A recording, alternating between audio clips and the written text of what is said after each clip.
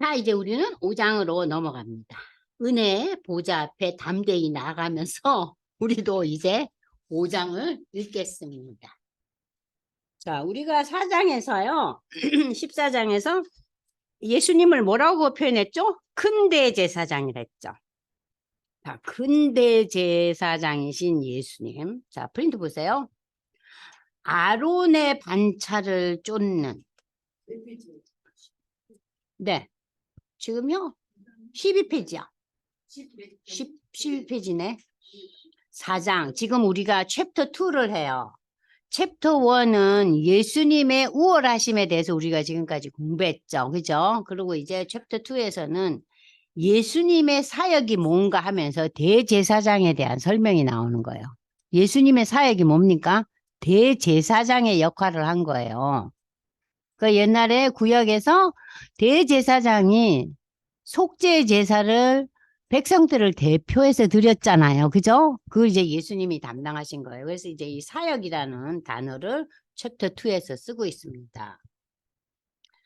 자, 구약의 대제사장, 첫 번째 대제사장이 아론이잖아요. 그죠? 모세 형님 아론.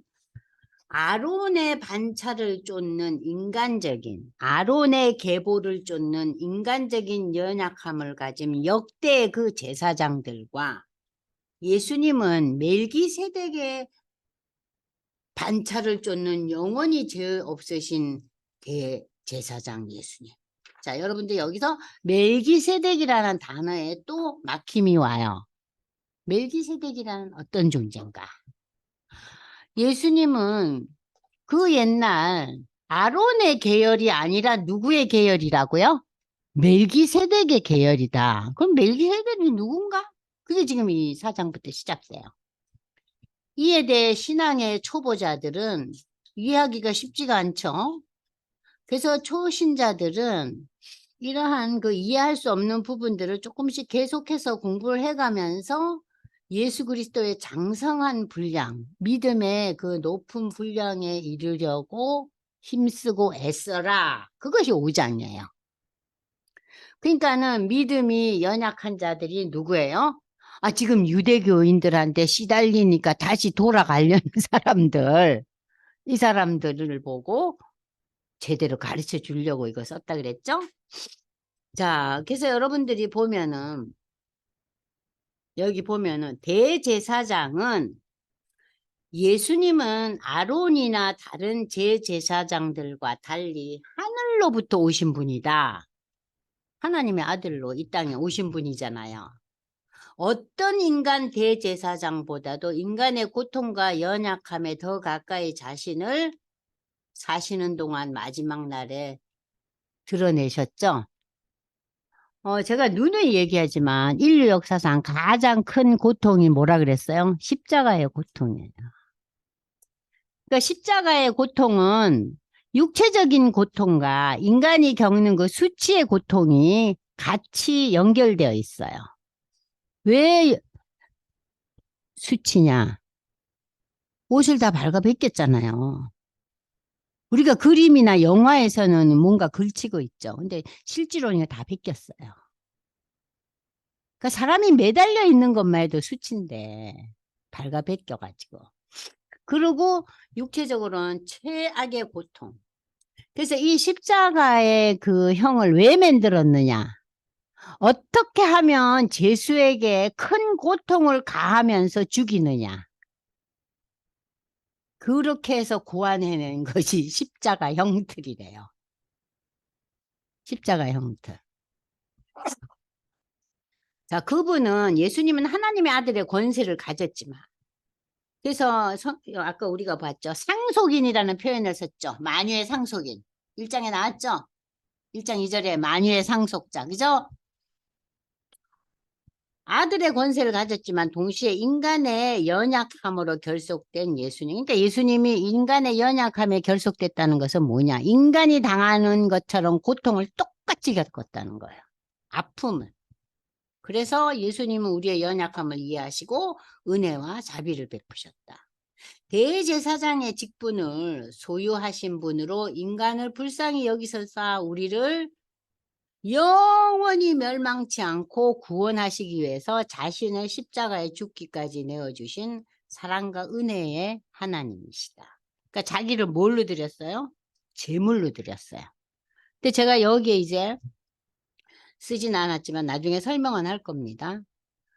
여러분, 구약의 제물은요, 흠과 점이 없는 것만이 제물의 대상이 되죠. 자, 그렇다면 어떤 인간도 흠 없고 점 없는 인간이 있어요? 없어요. 그래서 우리는 개개인이 제물이 될 수 없는 존재들이에요. 우리가 아유 내가 그냥 우리 자식을 위해서 제물이 돼야지 제물이 되는 우리 제물 안 돼요. 여러분들이 아무리 발버둥을 쳐도 우리는 제물이 될 수 없어요. 왜냐? 하나님 앞에 우리가 죄인이기 때문에. 죄로 가득한 우리는 정한 제물이 될 수 없는데 예수만이 정한 제물이 될 수 있었던 거예요. 그래서 여기에 십자가의 신비가 나오는 거예요. 자, 예수님만이 제물이 될 수 있다는 거예요. 예수님만이 제물이 될 수 있다는 거.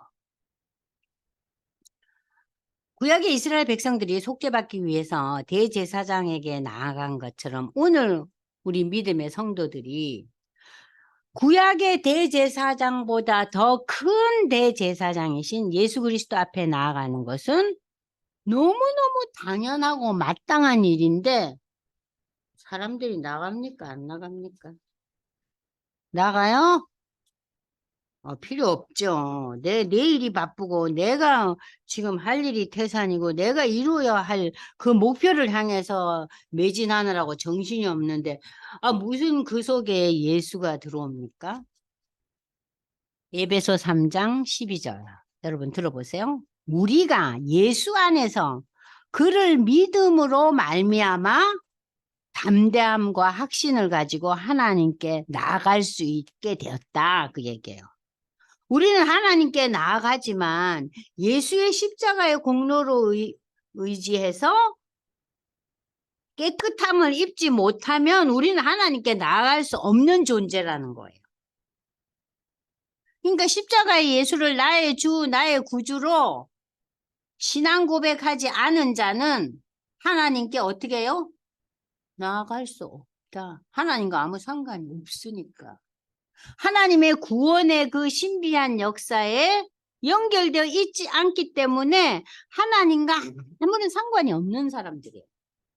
근데 인간은 어려울 때 어떻게 얘기해요? 아이고 하나님 어쩌면 좋아요. 그죠? 예수를 믿거나 말거나 간에. 그건 인간의 그 본능적인 거예요. 그래서 우리는 그런 것을 통해서 인간은 하나님의 형상을 받고 하나님의 창조품이구나. 본능적으로 우리가 외마디 비명을 지를 때 누굴 찾아요? 엄마 아빠 찾다가 마지막에 누구 찾아요? 하나님 찾아요. 그러니까 인간은 하나님을 찾을 수밖에 없는 존재예요. 왜냐? 하나님의 형상으로 지음을 받았기 때문에. 자, 읽겠습니다.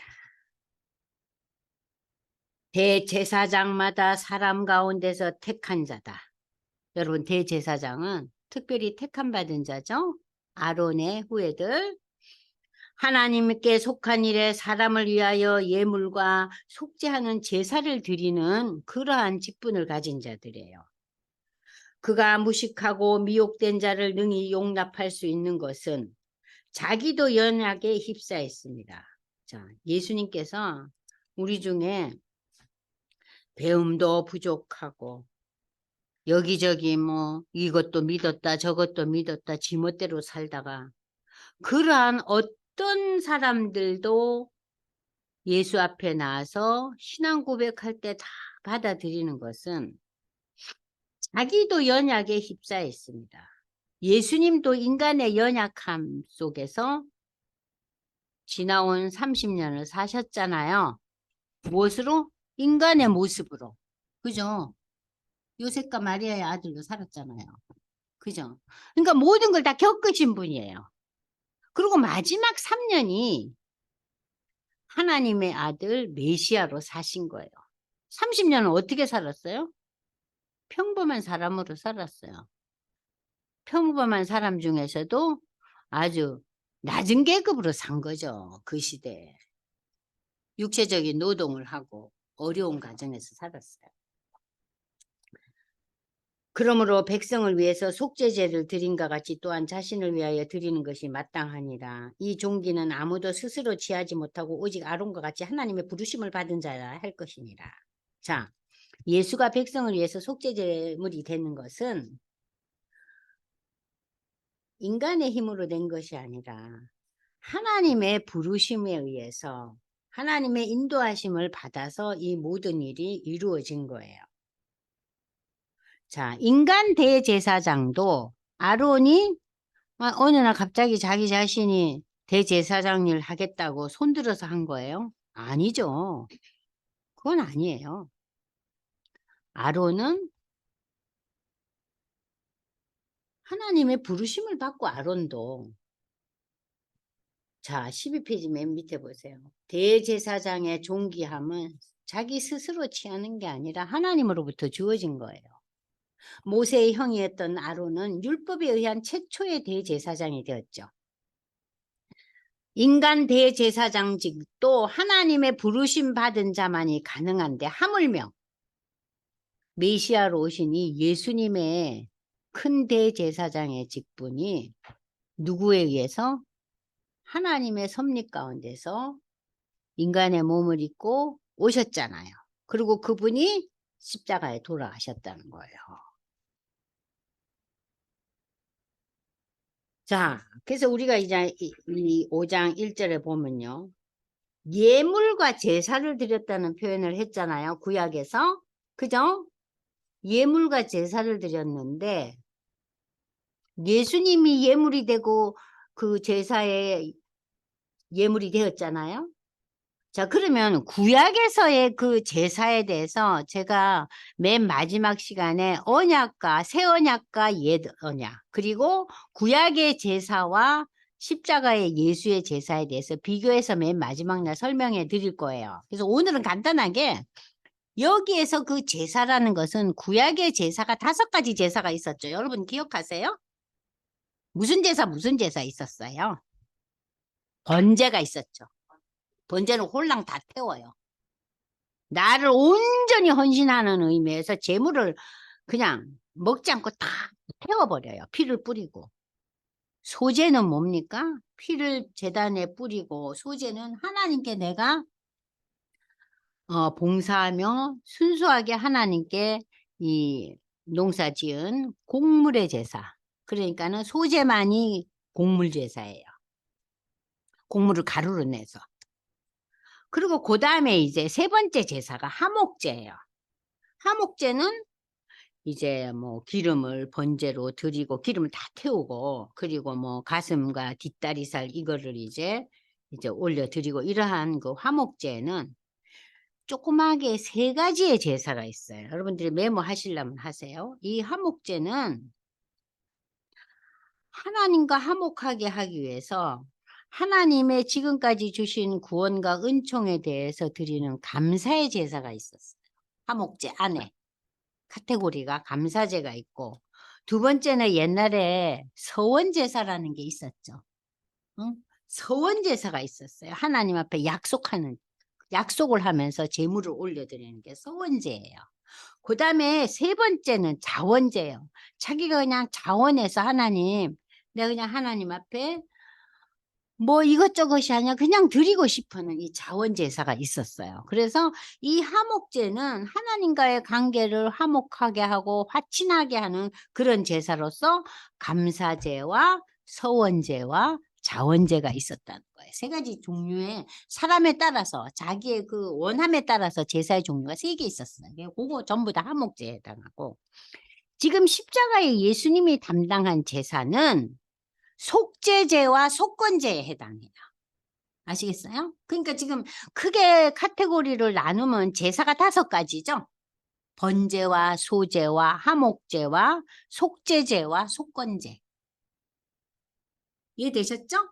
그러면 속죄제는 뭔가? 속죄제라는 것이 가장 기본적인 그 죄에 대한 제사인데요. 구약의 이스라엘 백성이 모세를 통해서 받은 게 율법 아니에요.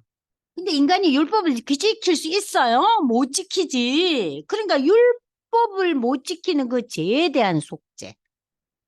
그 의미가 있어요. 율법을 온전히 지키지 못할 때는 거기에 대한 죄에 대한 속죄함의 의미가 있고 속죄제는 두 번째는 죄도 지었지만 우리가 죄까지는 연결이 안 됐지만 죄 짓기 전에 그 죄성 인간에 있는 게 뭐예요? 죄성이 있죠. 내가 남의 걸 훔치진 않았어요. 그거 가져오진 않았어. 그러나 저거 나도 가졌어. 어떻게 하면 갔지? 저 인간한테서 뺏을 수는 없고 할 수 없다. 우리 남편을 복가는 수는 밖에 없다. 이게 뭐예요? 욕심이잖아요. 죄성. 그러니까 인간이 가진 그 내추럴한 죄성. 그러니까는 속죄제는 율법에 대한 속죄. 인간의 그 죄성에 대한 고백. 이거를 다 포함하고 있어요. 이 속죄제가. 아시겠죠? 그럼 속건제는 뭐냐? 속건제는요. 자, 하나님한테 예물을 드려요. 예물을 드릴 때, 이 제물을 드릴 때 부자가 드리는 거, 제사장이 드리는 거, 종이 드리는 거 다 달라요. 그죠? 다 다른데, 제법 살만한 사람인데, 예물 조금 드려요. 그러면 하나님 앞에 제물을 제대로 못 드린 거잖아요. 그러니까 하나님께 드리는 성물을 훔쳤다는 표현을 하더라고요. 레위기에서. 그런 죄. 그러니까 하나님께 드리는 성물을 자기의 신분에 맞춰서 안 드린 거. 응? 아시겠죠? 그리고 또 남의 것을 슬쩍 가로채는 거. 누구네 집에 갔는데 너무 멋진 게 있어요. 아무도 없네. 슬쩍 집어왔어.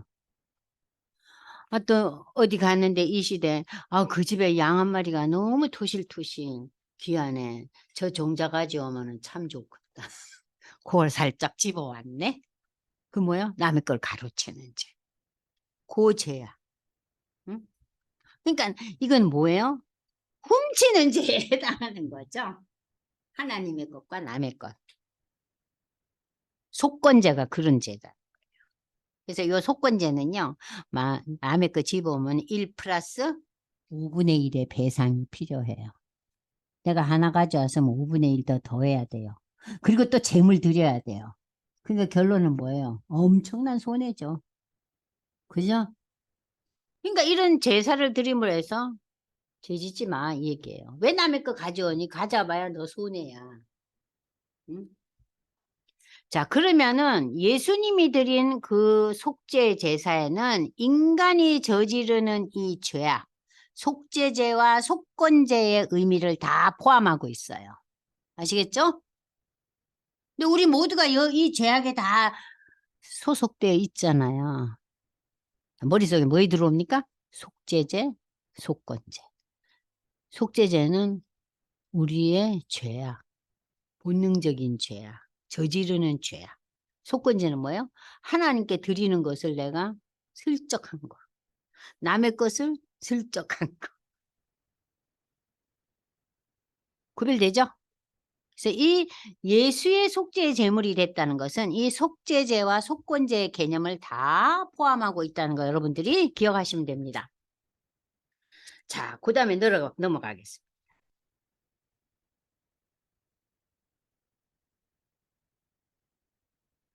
또 이와 같이 그리스도께서 5절입니다. 대제사장 되심으로 스스로 영광을 취하심이 아니요 오직 말씀하시니가 그에게 이르시되 너는 내 아들이니 내가 오늘 너를 낳았다 하셨고 또 이와 같이 다른 데서 말씀하시되 내가 영원히 멜기세덱의 반차를 따르는 제사장이다. 여기 처음으로 이제 멜기세덱이라는 단어가 나와요.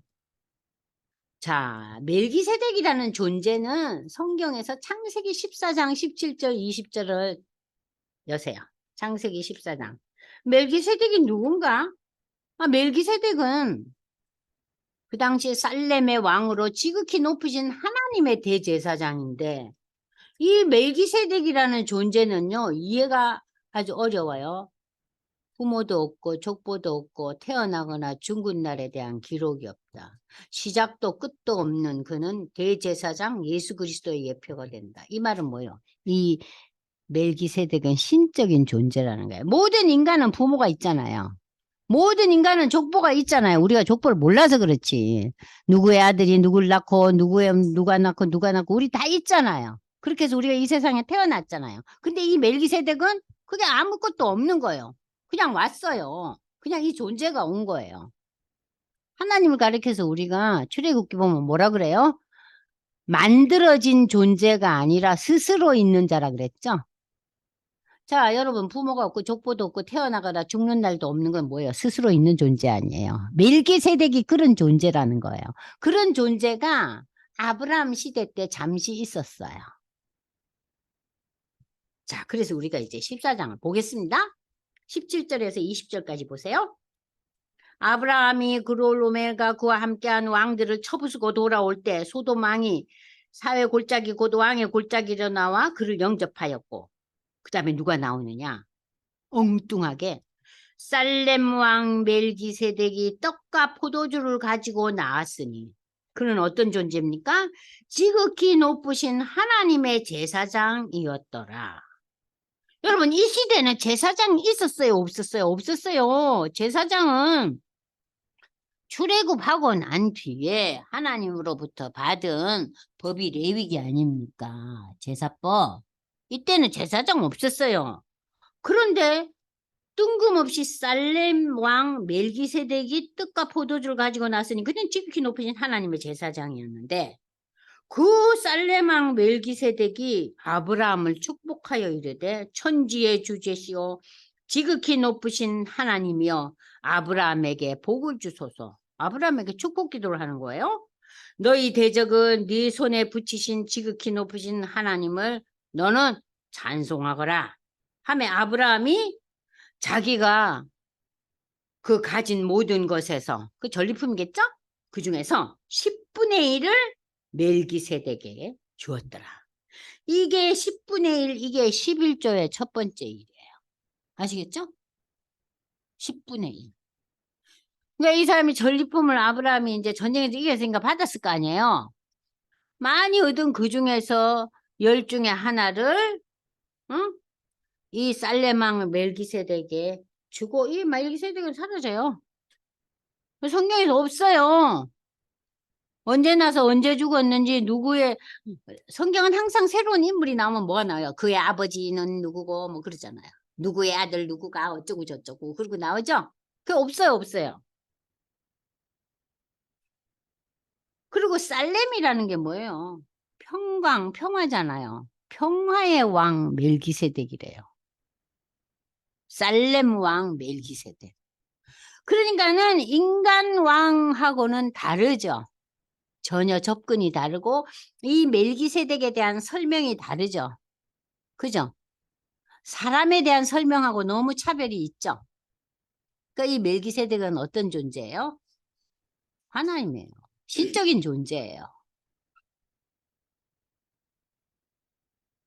요 멜기세덱이 계속 나와요. 그때 제가 또 설명을 더 해드릴게요. 자, 이렇게 멜기세덱은 하나님과 같은 존재다. 그럼 그 하나님과 같은 존재로서 예수님을 지금 이 히브리서 기자는 설명하고 있는 거예요. 자, 그래서 너는 영원한 멜기세덱의 계열, 반차, 하나님의 계열을 따르는 근대 제사장이다. 하셨으니 그는 육체로 계실 때 자기를 죽음에서 능히 구원하시리에게 심한 통곡과 눈물과 간구와 손. 예수님이 엄청나게 고통을 당하셨을 때 십자가의 그 죽음의 그 고통을 앞두고 뭐라 그래요? 이 잔을 치워달라 그러잖아요. 그 예수님도 너무 싫으셨던가 봐. 그죠? 자, 그의 경건하심으로 말미암아 들으시면 그러나 예수님은 그걸 받아들이죠. 그죠? 받아들이잖아요. 그래서 때로는 우리가 너무 어려움이 올 때 하나님, 이거 이렇게 좀 해주시지. 왜 이렇게 나를 고달프게 합니까? 아이고, 내가 살 수가 없네요. 아이고, 나 좀 살려주시오. 우리가 그런 기도 얼마든지 하죠. 그죠? 여러분 하지 않아요? 하죠? 근데 어떨 때는 그 고통을 안 없애주시는 거야. 계속 괴롭히고 물고 늘어지고 하잖아요. 그럴 때 이 예수님의 기도를 기억하시라는 거예요. 또 바울도 기도하잖아요. 자기를 질병에서 노인받게 해달라고. 하나님 안 들어주시잖아요.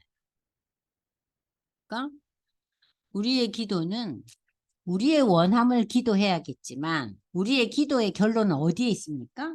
저는 이게 원인데요. 그러나 하나님의 섭리와 뜻과 인도하심으로 결론 지어주세요. 그리고 그것을 제가 받을 수 있게 해주세요. 받고 수용할 수 있게. 우리가 수용을 못하죠? 기도 응답이 왔을 때 수용을 못하잖아요. 하나님 이기나 내가 이기나 해보자.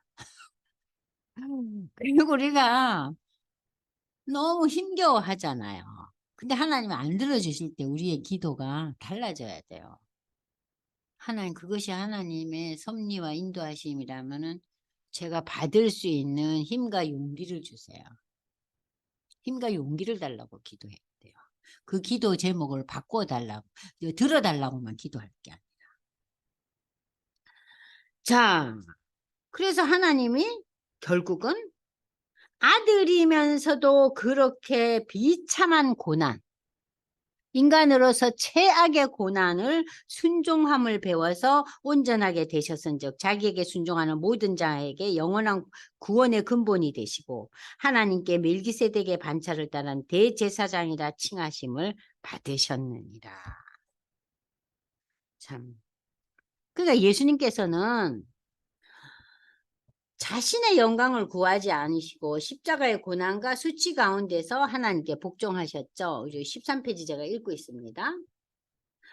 자, 고난을 통해 순종을 나타내셨고 신앙의 나태함이나 그 어떤 불신앙 완고함을 우리 인간들처럼 드러내지 않으셨어요. 예수님은 인간이 겪는 최악의 시련과 고난에 대한 모범을 보여주셨고 모든 인류를 위해 하나님의 자녀가 될 수 있는 구원의 방법을 예수님이 주셨잖아요. 내가 네 죄를 담당하겠다. 내가 죽겠다. 내가 제물이 되겠다. 네가 죄를 고백하고 내가 너의 죄를 담당하고 십자가에 죽었다는 이 신앙 고백을 하면 뭐가 돼요? 하나님의 자녀가 되는 구원의 그 솔루션을 주셨잖아요. 그래서 여러분들 요한복음 14장 6절 내가 길이고 진리고 생명이라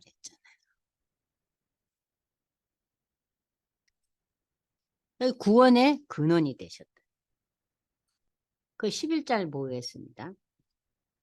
온전하게 되셨은즉 자기에게 순종하는 모든 자에게 영원한 구원이 되시고 멜기세덱의 반차를 따른 대제사장이라는 칭함을 받으셨는데 이 멜기세덱에 대해서는 참 할 말이 많지만은 너희 믿음이 아직 연약해서 내가 설명하기가 너무 어렵구나.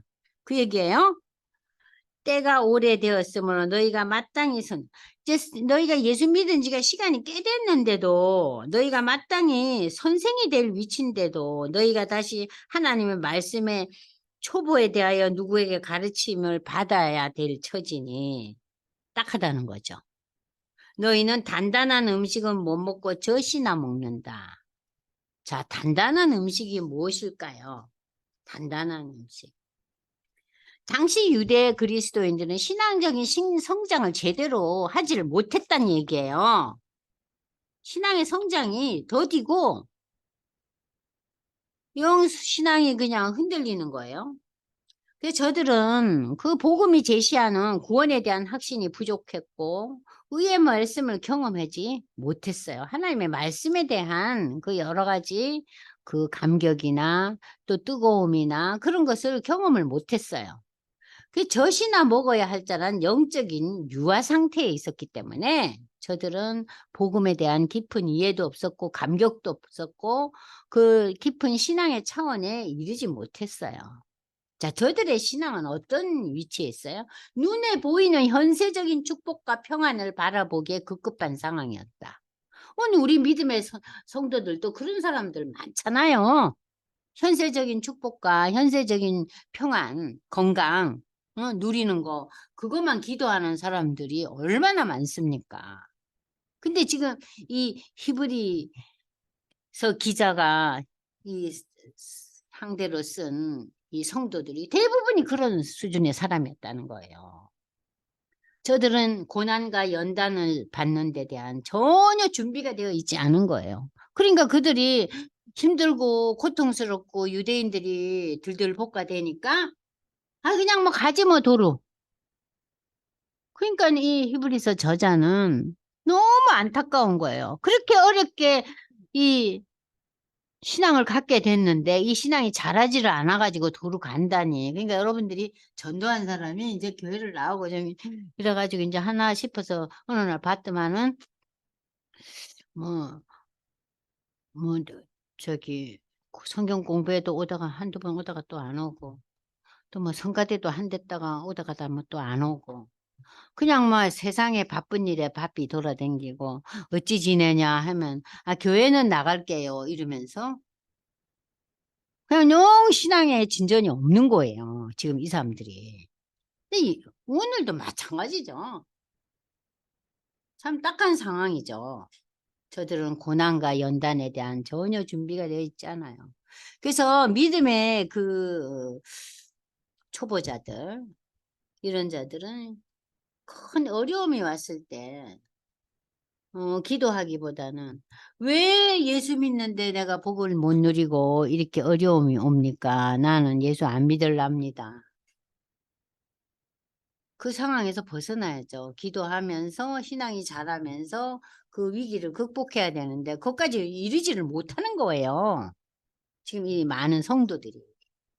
응? 그때나 지금이나 똑같아요.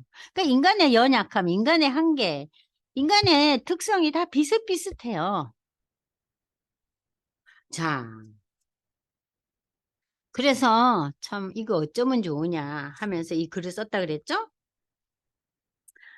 자, 이는 젖을 먹는 자마다 어린아이니 의의 말씀을 경험치 못하고 단단한 음식, 단단한 음식은 뭡니까? 인생에 여러 가지 어려움이 오고 참 고난이 오고 이럴 때 이걸 어떻게 잘 극복하느냐. 믿음이 장성한 자들이 되어서 그들은 신앙을 지각을 사용함으로 연단을 받아서 오히려 더 믿음이 자라는 거예요. 선과 악을 분별하면서 그 고난과 그 힘든 인생 여정이 저들의 삶에 더 큰 복을 누리는 계기가 되는 거. 그게 장성한 자의 믿음이라는 거예요. 장성한 자의 믿음. 여러분들 에베소 4장 13절에서 14절 한번 찾아보세요. 바울은 어떻게 지금 표현을 하고 있는가? 에베소 3장 14절에서 14절을 보시면은 찾으셨어요? 4장 13절에서 14절. 우리 성도 모두가 하나님의 아들을 믿는 것과 아는 일에 하나가 되어 온전한 사람을 이루어 그리스도의 장성한 분량이 충만한 데까지 이르니. 그러니까 우리 믿음의 최고봉이 어디예요? 예수의 순종함과 예수의 거룩함 아니에요. 그죠? 그거를 쫓아가는 게 장성한 분량이 충만한 데까지 우리가 이르자. 그게 우리의 목표라는 거예요. 이는 우리가 이제부터 어린아이가 되지 아니하여 사람의 속임수와 간사한 유혹에 빠져 온갖 교훈의 풍조에 밀려 요동하지 않게 하려 함이라. 지금 이 히브리서 기자가 저들을 세상적인 여러 가지에 흔들리지 않고 제일 중요한 건 뭡니까? 유도교에 넘어가지 않게 하려는 거 아니에요? 그죠? 그 얘기를 지금 하고 있는 거예요. 장성한 분량이 돼가지고, 믿음의 장성한 분량이 돼가지고. 음. 그래서 연단을 받고 참 낙담이 되는 사건이 다가오더라도 저들이 하나님과 이웃을 향해서 믿음으로 잘 극복하는 그러한 신앙생활을 하는 자가 되어야 되겠다. 그것이 이제 이 히브리서 5장의 이제 마지막입니다. 자, 보십시오. 온전하게 되셨은즉 그 예수님은 자기에게 순종하는 모든 자에게 영원한 구원의 근원이 되시고 하나님께 멜기세덱의 반차를 따른 멜기세덱의 반차가 뭐예요? 하나님의 반차를 따르는 대제사장이라 칭하심을 받으셨느니라. 아시겠죠? 자, 그러므로 우리는 이제 더욱더 믿음이 자라서 단단한 음식을 먹을 수 있고 그래서 어떤 연단 속에서도 선악을 분별하여 믿음으로 나가는 자들이 되자. 그것이 5장입니다. 아시겠죠? 누굴 바라보면서 큰 대제사장인 예수의 고난과 예수를 통해서 우리도 단단한 음식을 먹는 든든한 믿음의 사람들이 되자. 그 얘기예요. 그래서 여기서 적용과 나눔을 보면 은혜의 보좌 앞에 단단히 나아가자 하고 이제 이야기를 하고 있죠. 자, 은혜의 보좌, 그 4장 16절에는 은혜의 보좌는 은혜의 보좌가 어디 있어요? 하나님 우편에 지금 예수님이 앉아 계시잖아요. 그 하나님 우편에 앉아 계시는 예수님을 바라보고 우리가 어떠한 상황 속에서도 그걸 바라보고 나아가자는 거예요. 장성한 불량의 믿음의 사람처럼. 영적으로 성장치 못하고 젖이나 먹어야 할 유아기 신앙을 벗어나서 장성한 분량의 성숙함을 이루는 믿음을 갖는 방법은 우리가 어떤 방법이 있을까요? 자, 여러분들 어떻게 하면 우리가 이런 사람이 될 거예요? 우리가 육에 속한 자에서 세상에 속한 자에서 하나님에 속한 자가 돼야겠죠. 근데 내가 하나님의 자녀가 됐는데 그래도 내가 교회를 다니는 사람인데, 아이고, 좀 나아져야 될 텐데 하는 그러한 스트레스를 받아야 돼요. 다른 세상 일로 스트레스 받을 일이 아니라, 여러분들, 내가 하나님의 자녀로 어떻게 하면 좀 더 하나님의 거룩함을 닮아가고, 하나님께 기쁨이 되는 자녀가 될 수 있는가. 그 스트레스를 받아야 되는데, 그 스트레스는 일도 없고, 그냥 세상적인 일 스트레스가 왕창 오는 거예요. 그럼 장성한 분량의 믿음이 있는 자가 아니죠. 그죠? 그리고 이제 이를 위해서 우리는 기도에 힘써야 돼요. 여러분 기도 많이 하세요? 그 기도를 뭐 방에 들어가서 문을 잠그고 그렇게만 기도하는 기도 아니에요. 전철을 타고 가면서도 때로는 산보하면서도 때로는 교회 시간이 나서 교회 좀 일찍 오잖아요. 예배 일찍 와서 한 10분, 20분 미리 와서 기도할 수도 있고요. 하나님 이 부분이 내가 어떻게 해야 될지 모르겠네요. 어쩔까요? 그 너무나 아름다운 기도 아닙니까? 왜냐? 하나님한테 물으니까. 먼저 하나님한테 물어야 돼요. 우리가 누구한테 묻죠? 내가 나한테 묻잖아요. 이건 이렇게 하고 이건 저렇게 하고. 그죠? 교통정리를 내가 하잖아요. 그래가지고 우리가 딜레마에 빠지죠. 자, 기도의 삶을 하려고 수고해야 돼요. 신앙은 수고해야 됩니다. 그리고 우리가 말씀을 가까이 해야 돼요. 아니, 학생이 교과서도 안 보는데 어떻게 시험을 보겠어요? 그냥 일주일에 한 번 교회 올 때만 성경책을 펴드는 거예요. 그래갖고 어떻게 장성한 분량이 되겠습니까? 그리고 신앙 공동체인 교회 내에서 활동이 있어야 돼요. 성도 간의 교제도 있고 서로 권면과 나눔의 시간이 필요해요. 신앙은 혼자서 절대로 자랄 수가 없어요. 여러분 모닥불이 그 나무토막 하나 가지고 불이 꺼져버려요. 그래서 이 히브리서 마지막에 나오죠. 너희는 모이기를 힘쓰라 그랬어요. 모이기를 힘써라. 믿음의 성도들이. 그래서 우리가 사도신경에 보면은 성도가 서로 교통 교제하는 거 나오죠. 중요한 일이에요. 자, 그래서 교회 내에서 헌신도 하고 봉사도 하고 교회 안에서 서로 믿음의 교제를 통해서 권면하고 나누는. 그래서 신앙의 성숙이 옵니다. 자, 이런 여러 가지들을 바탕으로 해서 결국 우리가 가족과 이웃에게 믿음의 본을 보여주고 그야말로 눈에 보이는 전도를 할 수 있어야 돼요. 예수 믿는 도가 이런 거구나. 이번 추석에도 여러분들이 아직 믿음이 없는 우리 주위 식구들 너무 많잖아요. 하여튼 그들에게 믿음의 본을 보이고 그야말로 상대방이 하나 해오면 우리는 2개 해 가야 돼요. 아시겠죠? 좀 손해 보세요. 그게 그렇게 큰 손해도 아니에요. 그죠?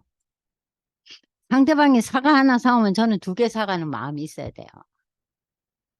그리고 제가 부탁하는 거는 인색해서 안 돼요. 제가 너무 경제적으로 어려운데 어떻게 그렇게 베풀고 살아요? 그렇게 얘기하실 분들이 있어요.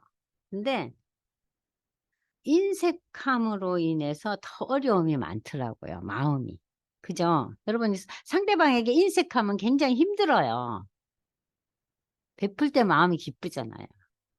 그러니까 이런 것을 통해서 우리가 장성한 분량에 이르면서 어떠한 이단이나 어떠한 유혹에도 물리칠 수가 있죠. 믿음이 장성해지면.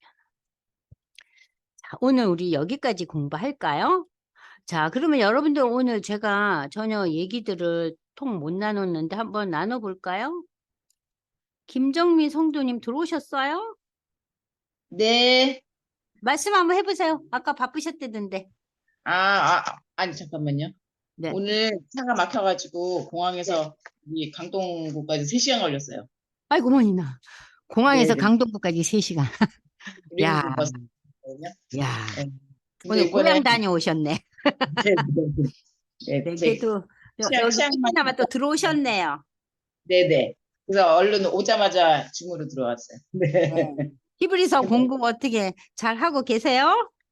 네네. 잘하고 있고 이번에 치앙마이 갔는데 거기 불교 나라잖아요. 네네네. 사원만 보니까는 가이드가 절절절만 보고 다녀야 된대요. 절절. 그렇죠. 네. 유럽에선 성당 그거만 보고요. 그래서 그럼요.